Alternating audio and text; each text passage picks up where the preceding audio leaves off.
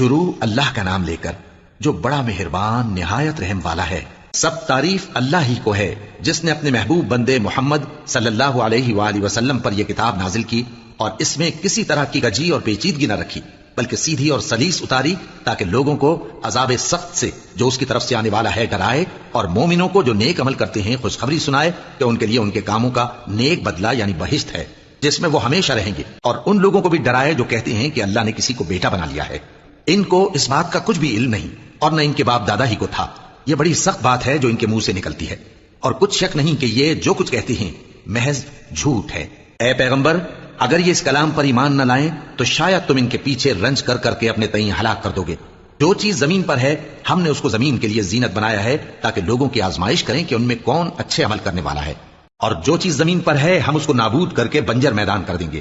کیا تم خیال کرتے ہو کہ غار اور لوح والے ہماری نشانیوں میں سے عجیب تھے؟ جب وہ نوجوان غار میں جا رہے تو کہنے لگے کہ اے ہمارے پروردگار، ہم پر اپنے ہاں سے رحمت نازل فرما اور ہمارے کام میں درستی کے سامان مہیا کر۔ تو ہم نے غار میں کئی سال تک ان کے کانوں پر نیند کا پردہ ڈالے رکھا، یعنی ان کو سلائے رکھا، پھر ان کو جگہ اٹھایا تاکہ معلوم کریں کہ جتنی مدت وہ غار میں رہے دونوں جماعتوں میں سے اس کی مقدار کس کو خوب یاد ہے۔ ہم ان کے حالات تم سے صحیح صحیح بیان کرتے ہیں۔ وہ کئی نوجوان تھے جو اپنے پروردگار پر ایمان لائے تھے، اور ہم نے ان کو اور زیادہ ہدایت دی تھی، اور ان کے دلوں کو مربوط یعنی مضبوط کر دیا۔ جب وہ اٹھ کھڑے ہوئے تو کہنے لگے کہ ہمارا پروردگار آسمانوں اور زمین کا مالک ہے، ہم اس کے سوا کسی کو معبود سمجھ کر نہ پکاریں گے۔ اگر ایسا کیا تو اس وقت ہم نے بے عقلی کی بات کی۔ ان ہماری قوم کے لوگوں نے اس کے سوا اور معبود بنا رکھے ہیں، بھلا یہ ان کے معبود ہونے پر کوئی کھلی دلیل کیوں نہیں لاتے؟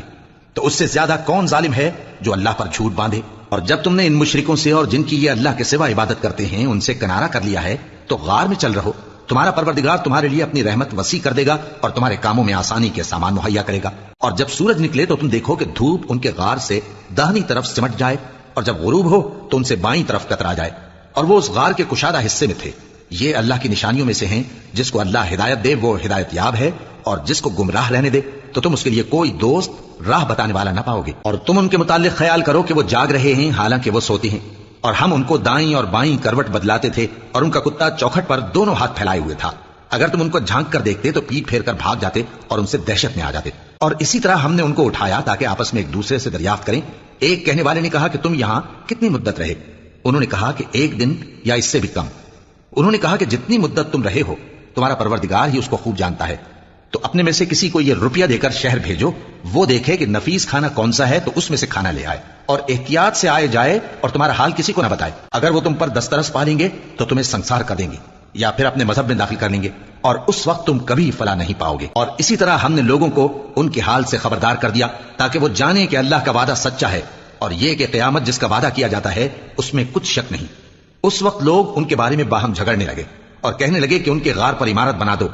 ان کا پروردگار ان کے حال سے خوب واقف ہے۔ جو لوگ ان کے معاملے میں غلبہ رکھتے تھے وہ کہنے لگے کہ ہم ان کے غار پر مسجد بنائیں گے۔ بعض لوگ اٹکل پچو کہیں گے کہ وہ 3 تھے اور چوتھا ان کا کتا تھا، اور بعض کہیں گے کہ وہ 5 تھے اور چھٹا ان کا کتا تھا، اور بعض کہیں گے کہ وہ 7 تھے اور 8واں ان کا کتا تھا۔ کہہ دو کہ میرا پروردگار ہی ان کے شمار سے خوب واقف ہے، ان کو جانتے بھی ہیں تو تھوڑے ہی لوگ جانتے ہیں۔ تو تم ان کے معاملے میں بحث نہ کرنا مگر سرسری سی بحث، اور نہ ان کے بارے میں ان میں سے کسی سے کچھ دریافت ہی کرنا، اور کسی کام کی نسبت نہ کہنا کہ میں اسے کل کر دوں گا، مگر انشاءاللہ کہہ کر، یعنی اگر اللہ چاہے تو کر دوں گا۔ اور جب اللہ کا نام لینا بھول جاؤ تو یاد آنے پر لے لو،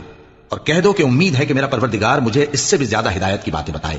اور اصحاب کہف اپنے غار میں 9 پر 300 سال رہے۔ کہہ دو کہ جتنی مدت وہ رہے اسے اللہ ہی خوب جانتا ہے، اسی کو آسمان اور زمین کی پوشیدہ باتیں معلوم ہیں، وہ کیا خوب دیکھنے والا اور کیا خوب سننے والا ہے۔ اس کے سوا ان کا کوئی کارساز نہیں، اور نہ وہ اپنے حکم میں کسی کو شریک کرتا ہے۔ اور اپنے پروردگار کی کتاب کو جو تمہارے پاس بھیجی جاتی ہے پڑھتے رہا کرو، اس کی باتوں کو کوئی بدلنے والا نہیں، اور اس کے سوا تم کہیں پناہ بھی نہیں پاؤ گے۔ اور جو لوگ صبح و شام اپنے پروردگار کو پکارتے اور اس کی خوشنودی کے طالب ہیں ان کے ساتھ صبر کرتے رہو، اور تمہاری نگاہیں ان میں سے گزر کر اور طرف نہ دوڑیں کہ تم دنیاوی زندگی کی رونقوں کے خواستگار ہو جاؤ۔ اور جس شخص کے دل کو ہم نے اپنی یاد سے غافل کر دیا ہے اور وہ اپنی خواہش کی پیروی کرتا ہے اور اس کا کام حد سے بڑھ گیا ہے، اس کا کہا نہ ماننا۔ اور کہہ دو کہ لوگوں یہ قرآن تمہارے پروردگار کی طرف سے برحق ہے، تو جو چاہے ایمان لائے اور جو چاہے کافر رہے۔ ہم نے ظالموں کے لیے دوزخ کی آگ تیار کر رکھی ہے جس کی قناتیں ان کو گھیر رہی ہوں گی، اور اگر فریاد کریں گے تو ایسے کھولتے ہوئے پانی سے ان کی داد رسی کی جائے گی جو پگھلے ہوئے تانبے کی طرح گرم ہوگا اور جو ان کے چہروں کو بھون ڈالے گا۔ ان کے پینے کا پانی بھی برا اور آرام گاہ بھی بری، اور جو ایمان لائے اور کام بھی نیک کرتے رہے تو ہم نیک کام کرنے والوں کا اجر ضائع نہیں کرتے۔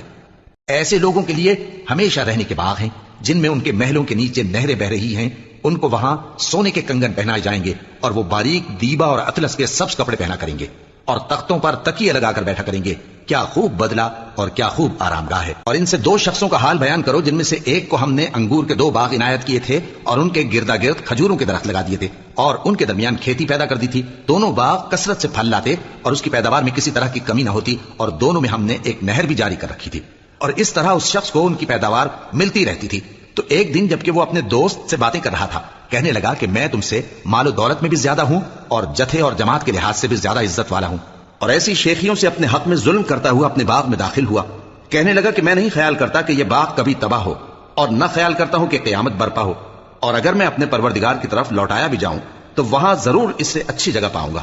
تو اس کا دوست جو اس سے گفتگو کر رہا تھا کہنے لگا کہ کیا تم اس ذات سے کفر کرتے ہو جس نے تم کو مٹی سے پیدا کیا، پھر نطفے سے، پھر تمہیں پورا آدمی بنایا؟ مگر میں تو یہ کہتا ہوں کہ اللہ ہی میرا پروردگار ہے اور میں اپنے پروردگار کے ساتھ کسی کو شریک نہیں کرتا۔ اور جب تم اپنے باغ میں داخل ہوئے تو تم نے ما شاء اللہ لا قوت الا باللہ کیوں نہ کہا؟ اگر تم مجھے مال و اولاد میں اپنے سے کمتر دیکھتے ہو تو عجب نہیں کہ میرا پروردگار مجھے تمہارے باغ سے بہتر عطا فرمائے اور تمہارے اس باغ پر آسمان سے آفت بھیج دے تو وہ صاف میدان ہو جائے، یا اس باغ کی نہر کا پانی گہرائی میں اتر جائے تو پھر تم اسے تلاش نہ کر سکو، اور اس کے میووں کو عذاب نے آ گھیرا اور وہ اپنی چھتریوں پر گر کر رہ گیا، تو جو مال اس نے اس پر خرچ کیا تھا اس پر حسرت سے ہاتھ ملنے لگا اور کہنے لگا کہ کاش میں اپنے پروردگار کے ساتھ کسی کو شریک نہ بناتا۔ اس وقت اللہ کے سوا کوئی جماعت اس کی مددگار نہ ہوئی اور نہ وہ بدلہ لے سکا۔ یہاں سے ثابت ہوا کہ حکومت سب اللہ کی ہے، جو معبود برحق ہے وہی بہترین ثواب عطا کرنے والا اور بہترین انجام لانے والا ہے۔ اور ان سے دنیا کی زندگی کی مثال بھی بیان کر دو کہ وہ ایسی ہے جیسے پانی جسے ہم نے آسمان سے برسایا تو اس کے ساتھ زمین کی پیداوار مل کر نکلی،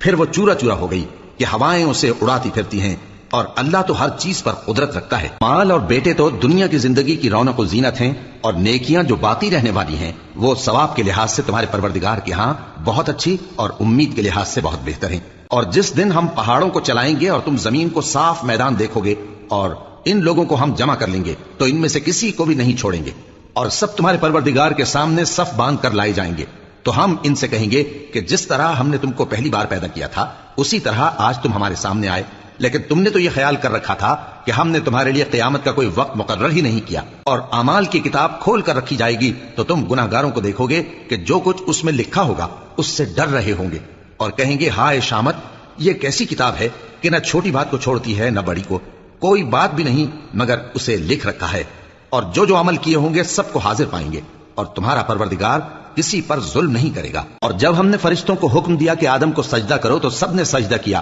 مگر ابلیس نے نہ کیا، وہ جنات میں سے تھا تو اپنے پروردگار کے حکم سے باہر ہو گیا۔ کیا تم اس کو اور اس کی اولاد کو میرے سوا دوست بناتے ہو، حالانکہ وہ تمہارے دشمن ہیں، اور شیطان کی دوستی ظالموں کے لیے اللہ کی دوستی کا برا بدل ہے۔ میں نے ان کو نہ تو آسمانوں اور زمین کے پیدا کرنے کے وقت بلایا تھا اور نہ خود ان کے پیدا کرنے کے وقت، اور میں ایسا نہ تھا کہ گمراہ کرنے والوں کو مددگار بناتا۔ اور جس دن اللہ فرمائے گا کہ اب میرے شریکوں کو جن کی نسبت تم معبود ہونے کا گمان رکھتے تھے بلاؤ، تو وہ ان کو بلائیں گے مگر وہ ان کو کچھ جواب نہ دیں گے، اور ہم ان کے درمیان ہلاکت کی ایک جگہ بنا دیں گے، اور گناہگار لوگ دوزخ کو دیکھیں گے تو یقین کر لیں گے کہ وہ اس میں پڑنے والے ہیں، اور اس سے بچنے کا کوئی راستہ نہ پائیں گے۔ اور ہم نے اس قرآن میں لوگوں کے سمجھانے کے لیے طرح طرح کی مثالیں بیان فرمائی ہیں، لیکن انسان سب چیزوں سے بڑھ کر جھگڑالو ہے۔ اور لوگوں کے پاس جب ہدایت آ گئی تو ان کو کس چیز نے منع کیا کہ ایمان لائیں اور اپنے پروردگار سے بخشش مانگیں، بجز اس کے کہ اس بات کے منتظر ہوں کہ انہیں بھی پہلوں کا سا معاملہ پیش آئے یا ان پر عذاب سامنے سے آ جائے۔ اور ہم جو پیغمبروں کو بھیجا کرتے ہیں تو صرف اس لیے کہ لوگوں کو اللہ کی نعمتوں کی خوشخبریاں سنائیں اور عذاب سے ڈرائیں، اور جو کافر ہیں وہ باطل کی مدد سے جھگڑا کرتے ہیں تاکہ اس سے حق کو پھسلا دیں، اور انہوں نے ہماری آیتوں کو اور جس چیز سے ان کو ڈرایا جاتا ہے اسے ہنسی بنا لیا ہے۔ اور اس سے بڑھ کر ظالم کون، جس کو اس کے پروردگار کی آیات کے ذریعے سمجھایا گیا تو اس نے ان سے منہ پھیر لیا، اور جو اعمال وہ آگے کر چکا اس کو بھول گیا۔ ہم نے ان کے دلوں پر پردے ڈال دیے کہ اسے سمجھ نہ سکیں، اور کانوں میں ثقل پیدا کر دیا ہے کہ سن نہ سکیں، اور اگر تم ان کو رستے کی طرف بلاؤ تو کبھی رستے پر نہ آئیں گے، اور تمہارا پروردگار بخشنے والا صاحب رحمت ہے۔ اگر وہ ان کے کرتوتوں پر ان کو پکڑنے لگے تو ان پر جھٹ عذاب بھیج دے، مگر ان کے لیے ایک وقت مقرر کر رکھا ہے کہ اس کے عذاب سے کوئی پناہ کی جگہ نہ پائیں گے۔ اور یہ بستیاں جو ویران پڑی ہیں، جب انہوں نے کفر کر کے ظلم کیا تو ہم نے ان کو تباہ کر دیا اور ان کی تباہی کے لیے ایک وقت مقرر کر دیا تھا۔ اور جب موسیٰ نے اپنے شاگرد سے کہا کہ جب تک میں دو دریاؤں کے ملنے کی جگہ نہ پہنچ جاؤں ٹلنے کا نہیں، خاص صدیوں چلتا رہوں۔ پھر جب وہ دونوں ان دریاؤں کے سنگم پر پہنچے تو اپنی مچھلی بھول گئے۔ پھر اس مچھلی نے دریا میں سرنگ کی طرح اپنا رستہ بنا لیا۔ جب آگے چلے تو موسیٰ نے اپنے شاگرد سے کہا کہ ہمارا کھانا لاؤ، اس سفر سے ہم کو بہت تکان ہو گئی ہے۔ اس نے کہا کہ بھلا آپ نے دیکھا کہ جب ہم نے اس چٹان کے پاس آرام کیا تھا تو میں مچھلی وہیں بھول گیا، اور مجھے آپ سے اس کا ذکر کرنا شیطان نے بھلا دیا، اور اس مچھلی نے عجیب طرح سے دریا میں اپنا رستہ بنایا۔ موسیٰ نے کہا یہی تو وہ مقام ہے جسے ہم تلاش کرتے تھے۔ تو وہ اپنے پاؤں کے نشان دیکھتے دیکھتے لوٹ گئے۔ وہاں انہوں نے ہمارے بندوں میں سے ایک بندہ دیکھا جس کو ہم نے اپنے ہاتھ سے رحمت خاص سے نوازا تھا اور اپنے پاس سے ایک خاص علم بخشا تھا۔ موسیٰ نے ان سے، جن کا نام خضر تھا، کہا کہ جو علم اللہ کی طرف سے آپ کو سکھایا گیا ہے، اگر آپ اس میں سے مجھے کچھ بھلائی کی باتیں سکھائیں تو میں آپ کے ساتھ رہوں۔ خضر نے کہا کہ تم میرے ساتھ رہ کر صبر نہیں کر سکو گے، اور جس بات کی تمہیں خبر ہی نہیں اس پر صبر کر بھی کیسے سکتے ہو؟ موسیٰ نے کہا اللہ نے چاہا تو آپ مجھے صابر پائیے گا، اور میں آپ کے ارشاد کے خلاف نہیں کروں گا۔ خضر نے کہا اگر تم میرے ساتھ رہنا چاہو تو شرط یہ ہے مجھ سے کوئی بات نہ پوچھنا جب تک میں خود اس کا ذکر تم سے نہ کروں۔ تو دونوں چل پڑے، یہاں تک کہ جب کشتی میں سوار ہوئے تو خضر نے کشتی کو پھاڑ ڈالا۔ موسیٰ نے کہا کیا آپ نے اس کو اس لیے پھاڑا ہے کہ سواروں کو غرق کر دی؟ یہ تو آپ نے بڑی عجیب بات کی۔ خضر نے کہا کیا میں نے نہیں کہا تھا کہ تم میرے ساتھ صبر نہ کر سکو گے؟ موسیٰ نے کہا کہ جو بھول مجھ سے ہوئی اس پر مواخذہ نہ کیجیے اور میرے معاملے میں مجھ پر مشکل نہ ڈالیے۔ پھر دونوں چلے، یہاں تک کہ رستے میں ایک لڑکا ملا تو خضر نے اسے مار ڈالا۔ موسیٰ نے کہا کہ آپ نے ایک بے گناہ شخص کو ناحق بغیر قصاص کے مار ڈالا، یہ تو آپ نے بری بات کی۔ خضر نے کہا کیا میں نے نہیں کہا تھا کہ تم سے میرے ساتھ صبر نہیں ہو سکے گا؟ انہوں نے کہا کہ اگر میں اس کے بعد پھر کوئی بات پوچھوں یعنی اعتراض کروں تو مجھے اپنے ساتھ نہ رکھیے گا کہ آپ میری طرف سے عذر کے قبول کرنے میں حد کو پہنچ گئے ہیں۔ پھر دونوں چلے، یہاں تک کہ گاؤں والوں کے پاس پہنچے اور ان سے کھانا طلب کیا۔ انہوں نے ان کی ضیافت کرنے سے انکار کیا۔ پھر انہوں نے وہاں ایک دیوار دیکھی جو گرا چاہتی تھی تو خضر نے اس کو سیدھا کر دیا۔ موسیٰ نے کہا کہ اگر آپ چاہتے تو ان سے اس کا معاوضہ لے لیتے تاکہ کھانے کا کام چلتا۔ خضر نے کہا کہ اب مجھ میں اور تم میں علیحدگی، مگر جن باتوں پر تم صبر نہ کر سکے میں ان کا تمہیں بھید بتائے دیتا ہوں کہ وہ جو کشتی تھی غریب لوگوں کی تھی جو دریا میں محنت کر کے یعنی کشتیاں چلا کر گزارا کرتے تھے، اور ان کے سامنے کی طرف ایک بادشاہ تھا جو ہر اچھی کشتی کو زبردستی چھین لیتا تھا، تو میں نے چاہا کہ اسے عیبدار کر دوں تاکہ وہ اسے غصب نہ کر سکے۔ اور وہ جو لڑکا تھا اس کے ماں باپ دونوں مومن تھے، ہمیں اندیشہ ہوا کہ وہ بڑا ہو کر بد کردار ہوگا تو کہیں ان کو سرکشی اور کفر میں نہ پھنسا دے، تو ہم نے چاہا کہ ان کا پروردگار اس کی جگہ ان کو اور بچہ عطا فرمائے جو اخلاقی پاکیزگی میں بہتر اور محبت میں زیادہ قریب ہو۔ اور وہ جو دیوار تھی سو 2 یتیم لڑکوں کی تھی جو شہر میں رہتے تھے، اور اس کے نیچے ان کا خزانہ دفن تھا، اور ان کا باپ ایک نیک آدمی تھا۔ تو تمہارے پروردگار نے چاہا کہ وہ اپنی جوانی کو پہنچ جائیں اور پھر اپنا خزانہ نکالیں۔ یہ تمہارے پروردگار کی مہربانی ہے، اور یہ کام میں نے اپنی طرف سے نہیں کیے،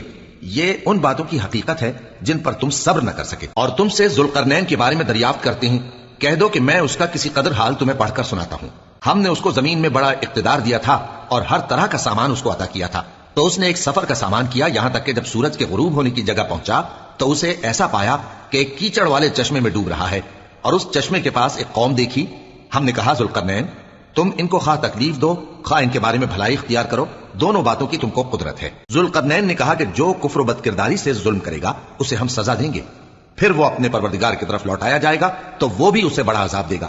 اور جو ایمان لائے گا اور عمل نیک کرے گا اس کے لیے بہت اچھا بدلہ ہے، اور ہم اپنے معاملے میں اس سے نرم بات کہیں گے۔ پھر اس نے ایک اور سامان سفر کیا، یہاں تک کہ سورج کے طلوع ہونے کے مقام پر پہنچا تو دیکھا کہ وہ ایسے لوگوں پر طلوع ہوتا ہے جن کے لیے ہم نے دھوپ سے بچاؤ کی کوئی اوٹ نہیں بنائی تھی، حقیقت یوں ہی تھی، اور جو کچھ اس کے پاس تھا ہم کو سب کی خبر تھی۔ پھر اس نے ایک اور سفر کا سامان کیا، یہاں تک کہ 2 اونچے سیدھے پہاڑوں کے درمیان پہنچا تو دیکھا کہ ان کے اس طرف کچھ لوگ ہیں کہ بات کو سمجھ نہیں سکتے۔ ان لوگوں نے کہا کہ اے ذوالقرنین، یاجوج اور ماجوج اس علاقے میں فساد کرتے رہتے ہیں، بھلا ہم آپ کے لیے خرچ کا انتظام کر دیں کہ آپ ہمارے اور ان کے درمیان ایک دیوار کھینچ دیں۔ ذوالقرنین نے کہا کہ خرچ کا جو مقدور اللہ نے مجھے بخشا ہے وہ بہت اچھا ہے، تم مجھے قوت بازو سے مدد دو، میں تمہارے اور ان کے درمیان ایک مضبوط رکاوٹ بنا دوں گا۔ تم لوہے کے بڑے بڑے تختے میرے پاس لاؤ۔ چنانچہ کام جاری کر دیا گیا، یہاں تک کہ جب اس نے دونوں پہاڑوں کے درمیان کا حصہ برابر کر دیا اور کہا کہ اب اسے دھوکو، یہاں تک کہ جب اس کو دھونک دھونک کر آگ کر دیا تو کہا کہ اب میرے پاس تانبا لاؤ کہ اس پر پگھلا کر ڈال دوں۔ پھر ان میں یہ قدرت نہ رہی کہ اس پر چڑھ سکیں اور نہ یہ طاقت رہی کہ اس میں نقب لگا سکیں، بولا کہ یہ میرے پروردگار کی مہربانی ہے، پھر جب میرے پروردگار کا وعدہ آ پہنچے گا تو اس کو ڈھا کر ہموار کر دے گا، اور میرے پروردگار کا وعدہ سچا ہے۔ اس روز ہم ان کو چھوڑ دیں گے کہ روئے زمین پر پھیل کر ایک دوسرے میں گھس جائیں گے، اور سور پھونکا جائے گا تو ہم سب کو جمع کر لیں گے، اور اس روز ہم جہنم کو کافروں کے سامنے لائیں گے جن کی آنکھیں میری یاد سے پردے میں تھیں اور وہ سننے کی طاقت نہیں رکھتے تھے۔ اب کیا کافر یہ خیال کرتے ہیں کہ وہ میرے بندوں کو میرے سوا اپنا کارساز بنائیں گے تو میں خفا نہیں ہوں گا؟ ہم نے ایسے کافروں کے لیے جہنم کی مہمانی تیار کر رکھی ہے۔ کہہ دو کہ ہم تمہیں ایسے لوگ بتائیں جو اعمال کے لحاظ سے بڑے نقصان میں ہیں؟ یہ وہ لوگ ہیں جن کی دوڑ دھوپ دنیا کی زندگی میں برباد ہو گئی اور وہ یہ سمجھے ہوئے ہیں کہ وہ اچھے کام کر رہے ہیں۔ یہ وہ لوگ ہیں جنہوں نے اپنے پروردگار کی آیتوں کو نہ مانا اور اس کے سامنے جانے سے انکار کیا، تو ان کے اعمال ضائع ہو گئے۔ سو ہم قیامت کے دن ان کے لیے کچھ بھی وزن قائم نہیں کریں گے۔ یہ ان کی سزا ہے، یعنی جہنم، اس لیے کہ انہوں نے کفر کیا اور ہماری آیتوں اور ہمارے پیغمبروں کی ہنسی اڑائی۔ جو لوگ ایمان لائے اور عمل نیک کیے ان کے لیے بہشت کے باغ بطور مہمانی ہوں گے،